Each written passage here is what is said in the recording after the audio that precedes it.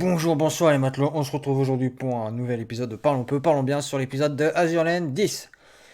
Alors, animation, là, on va commencer directement par l'animation. Alors l'animation, vu que c'est vers la fin qu'il y a des scènes d'action, euh, j'ai rien vu de choquant par rapport aux autres épisodes, donc où il y a des scènes d'action. Donc ce n'était pas dégueulasse. Alors, voilà, donc l'animation n'était pas dégueulasse, elle était propre. J'ai pas dit superbe, attention. Elle était propre. Au niveau de l'histoire, bah, comme on s'en doutait, sauf que là c'est pas 90, ça tournait plutôt autour de 75 et 25% fin de service.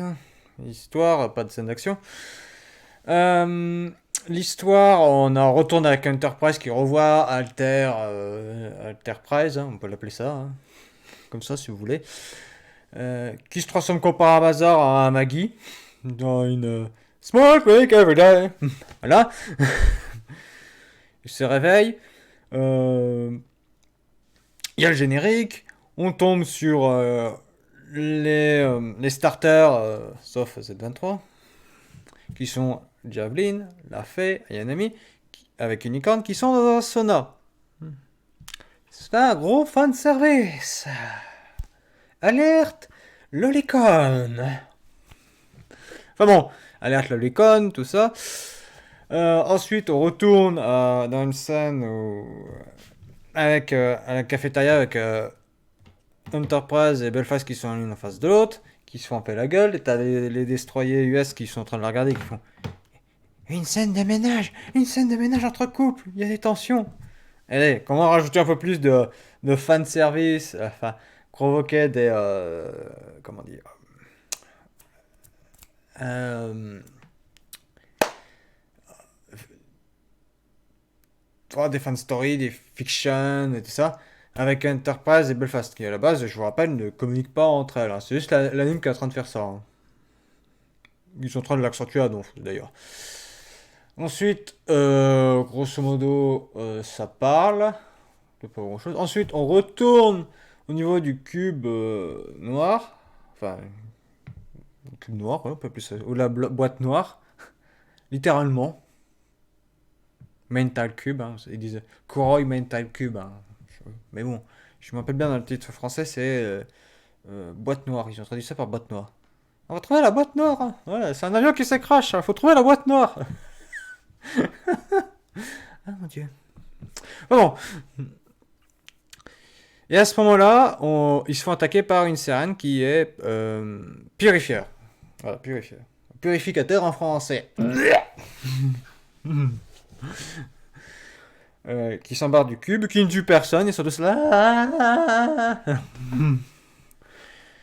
Et il se lance dans une poursuite avec Belfast. T'as les maîtres qui la poursuivent. Belfast qui lui tire dessus. Ah, vous voulez jouer? On va jouer. Et la scène de combat s'engage. Patati patata. Pendant ce temps-là, de l'autre côté, chez Sakura, ça discute. Il y a Nagato avec sa sœur et Kawakaze. Nagato qui dit à Kaga, tu fermes ta gueule, grosso modo. Tu te le mets en veilleuse. Et tu vas rester bien, tu vas te tenir bien gentiment et te calmer. Sauf que Kaga en a rien à foutre. Elle décide de prendre le contrôle du projet Orochi. Bien avant, il y avait Prince Hagen qui voulait prendre le contrôle. Ben, elle s'est fait guaquer. Ce qui s'est fait avoir par Kaga. Et Kaga part avec l'Orochi qu'on voit à la fin, qui est un mastodonte. Je m'en doutais, c'est. Grosso modo, vous prenez un Yoshino. Pas Yoshino. Non, Yoshino. Oh merde, j'ai oublié le nom, c'est la troisième sœur de la classe Yamato qui devait être un cuirassé, qui a été converti en porte-avions. Vous prenez cette taille-là, vous rajoutez un Yamato, vous combinez les deux, hein, ça fait un gros machin, hein, et vous obtenez le projet Orochi. C'est ce que je disais, une sorte de cuirassé porte-avions, mais un gros machin. Dirigé par Kaga, et les sirènes derrière qui jouent les manigances. Voilà. Et t'as vu Kako qui gueule Kaga Senpai. Voilà. Voilà l'épisode. Je voulais résumer grosso merdo, hein, cet épisode, hein. C'est pas haut, ça laisse présager comme deux scènes de combat pour les deux prochains épisodes qui seront, si vous n'êtes pas au courant, qui ont été décalés, qui seront en mars. Donc, ils sortiront en mars 2020. Le 11 et le 12, qui sont les deux derniers. Donc, ça va être des scènes de fight. Alors, officiellement, si vous prenez comme vous voulez, officiellement, c'est pour améliorer, faire de belles scènes de combat. Ça peut être très autre chose, hein, parce que c'est de la communication, attention. On va pas dire on est en retard, un truc du genre, attention. On ne sait pas ce qui se passe, donc je ne prends que des pincettes et je ne vous dis pas si c'est pour ça. Mais je vais vous dire un truc. Faire ce type de choses est à double tranchant. À double tranchant pourquoi? C'est à double tranchant parce que déjà que l'anime avait déjà perdu pas mal de monde, ça peut encore faire plus de mal à l'anime et au jeu. Je m'explique. C'est-à-dire qu'il y a beaucoup de gens qui vont le cracher dessus. C'est possible qu'il y ait beaucoup de gens qui vont le cracher dessus. J'ai pas vu qu'ils crachent dessus. Pour l'instant, chez les FR, c'est plutôt mitigé. On a dit si c'est pour avoir un meilleur truc, pourquoi pas. Chez les Anglais, j'ai pas regardé, donc ça peut être crachat dessus ou pas.